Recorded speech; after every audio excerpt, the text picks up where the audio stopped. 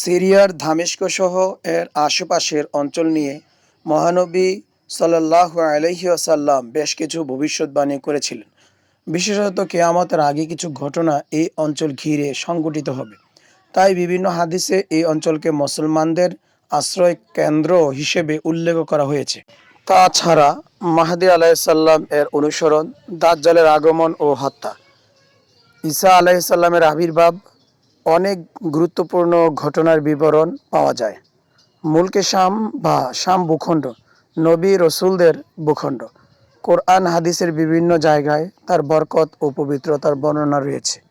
ইতিহাসের অগণিত ঘটনা প্রবাহ তার সঙ্গে জড়িত। মক্কা মদিনার পরই যার মর্যাদার স্বীকৃতি। ভৌগোলিকভাবে আগের শাম অঞ্চল বর্তমানে কয়েকটি রাষ্ট্রে বিস্তৃত রয়েছে। বর্তমানে সিরিয়া, জর্ডান, লেবানন ও পূর্ণ ফিলিস্তিন ভূখণ্ড প্রাচীন মুলকে শামের অন্তর্ভুক্ত ছিল। এই শামের সঙ্গে ভবিষ্যতের ও কিয়ামত পূর্ব অনেক ঘটনা জড়িত রয়েছে। রাসূল সাল্লাল্লাহু আলাইহি সাল্লাম শামের ব্যাপারে বেশ কিছু ভবিষ্যদ্বাণী করে গিয়েছেন। আল্লাহর ওলিদের অবস্থান।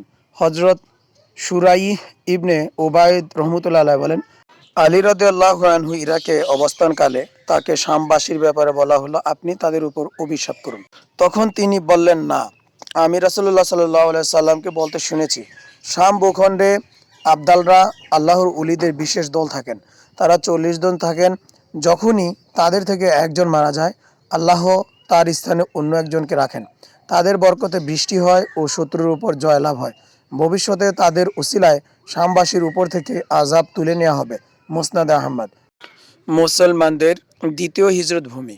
আব্দুল্লাহ ইবনে ওমর রাদিয়াল্লাহু আনহু বর্ণনা করেছেন, আমি রাসূলুল্লাহ সাল্লাল্লাহু আলাইহি সাল্লামকে বলতে শুনেছি, হিজরতের পর আরও একটি হিজরত শিগগিরই সংঘটিত হবে। তখন ভূপৃষ্ঠের সর্বোৎকৃষ্ট মানুষ হবে তারা, যারা ইব্রাহিম আলাইসাল্লাম এর হিজরত ভূমিতে শাম দেশে অবস্থান করবে। আর পুরো পৃথিবীতে সর্বনিকৃষ্ট মানুষেরাই বাকি থাকিবে। তাদের ভূমিগুলো তাদের নিক্ষেপ করবে। আল্লাহ তাদের অপছন্দ করেন। তাদের ফিতনার আগুন তাদের বানর ও শূকরের সাথে মিলিয়ে রাখবে। তাদের দুশ্চরিত্রের কারণে তারা যেখানেই যাবে সেখানেই ফিতনা লেগে থাকবে। আবু দাউদ। ইবনে হাওয়ালা রাদিয়াল্লাহু আনহু বলেন, রাসূলুল্লাহ সাল্লাল্লাহু আলাইহি সাল্লাম ইরশাদ করেন, ইসলামী বাহিনী শিগগিরই কয়েকটি দলে দলভুক্ত হবে। একটি দল শামে, একটি ইয়ামেনে ও অন্য একটি ইরাকে। ইবনে হাওয়ালা রাদিয়াল্লাহু আনহু জিজ্ঞাসা করেন, হে আল্লাহর রাসূল, আমি যদি সেই যুগ পাই তখন আমি কোন দলে যুক্ত হব তা বলে দিন। রাসূল সাল্লাল্লাহু আলাইহি সাল্লাম বললেন, তুমি শামের বাহিনীতে থাকবে, কেননা তা আল্লাহর পছন্দনীয় ভূমির একটি। সেখানে তিনি তার সর্বোৎকৃষ্ট বান্দাদের একত্রিত করবেন। আর যদি তুমি তাতে যুক্ত না হতে পারো, তুমি ইয়ামেনের বাহিনীতে গ্রহণ করো। আর তোমরা শামের কূপ থেকে পানি গ্রহণ করো, কেননা আল্লাহ আমার জন্য অর্থাৎ আমার উম্মতের জন্য শাম ভূখণ্ড ও তার বাসিন্দাদের দায়িত্ব গ্রহণ করেছেন। আবু দাউদ।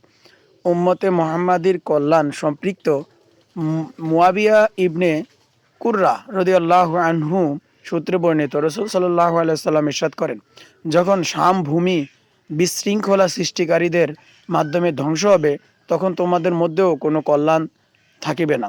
আর আমার উম্মতের একটি দল সর্বদাই সাহায্যপ্রাপ্ত হবে। তাদের যারা ক্ষতি করার চেষ্টা করবে, তারা কিয়ামত পর্যন্ত তাদের কোনো ক্ষতি করতে পারবে না। সুনানে তিরমিজি। মুসলিম বাহিনীর ছাউনি।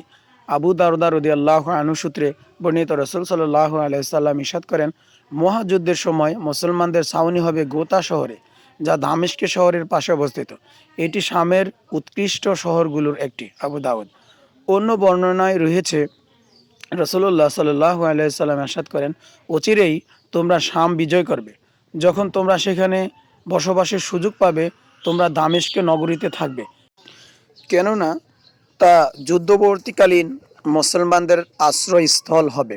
আর তাদের ছাউনি হবে ওই দেশের একটি ভূমি, যাকে গোতা বলা হয়। মুসনাদ আহমদ।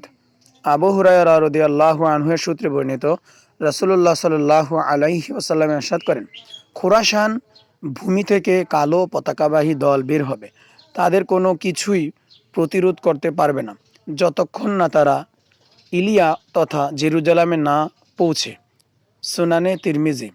উল্লেখ্য, আব্বাসীয় খিলাফতের যুগ থেকে অনেকেই নিজেদের ওই দল বোঝানোর জন্য কালো পতাকা নিয়ে অভিযানে নেমেছে। কেউ বা নিজেকে মাহাদিও দাবি করে বসেছে। তবে তাদের এমন দাবি সম্পূর্ণ ভুল ছিল। বরং আল্লাহ ভালো জানেন তারা কিয়ামতের আগে কোন যুগের ও কারা হবে। কিয়ামতের আগে মাহাদির খেলাফত গ্রহণ উম্মে সালামা রাদিয়াল্লাহু আনহু সূত্রে বর্ণিত। রাসূল সাল্লাল্লাহু আলাইহি সাল্লাম ইরশাদ করেন, মুসলমানদের একজন খলিফার ইন্তেকালের পর মতানৈক্য হবে। তখন মদিনাবাসীর একজন ব্যক্তি মতানৈক্য এড়িয়ে যাওয়ার জন্য মক্কায় চলে আসবেন।